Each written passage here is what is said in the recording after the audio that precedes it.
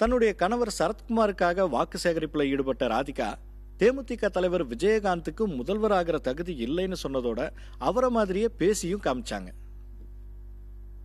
அவர் பேசுறது யாருக்கும் மக்களுக்கு புரியல. அவர் மக்களேங்கிறாரு. ஆனா மக்களுக்கு என்ன சொல்றாரு?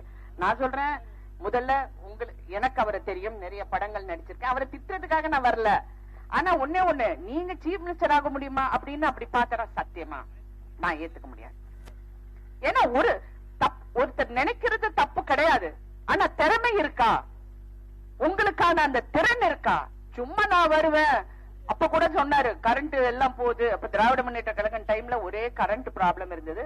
அதுக்கப்புறம் மாண்புமிகு முதலமைச்சர் அவர்கள் வந்து அதெல்லாம் சீர் செஞ்சாங்க. இப்ப அந்த பிரச்சனை இல்ல. அப்ப அவர் சொன்னாரு, எனக்கு இன்னும் ஞாபகம் இருக்கு, எல்லாம் கரண்ட் போச்சு, நான் வந்தோடனே எல்லாம் சரி பண்ணிடுவேன். ஆனா எப்படி சரி பண்ணுவேன்னு சொல்ல மாட்டேன், ஜெயிச்சாதான் சொல்லுவேன். இது என்ன இது?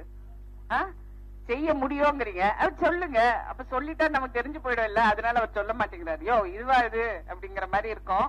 அதனால இந்த மாதிரி ஒரு நிலைமையில நீங்க எல்லாம் பார்க்கும் போது இவர்கள் முதலமைச்சர் ஆவறதுக்கு தகுதி இருக்கான்ற இல்லை, கண்டிப்பாக இல்லை. அதை நான் அடித்து சொல்லுகிறேன். நான் எங்க வேணாலும் சொல்றேன். அவர் மூஞ்சிக்கே நான் சொல்லியிருக்கேன். அது நான் இங்க நேராக இங்க மேடையில இப்ப நான் சொல்றேன்.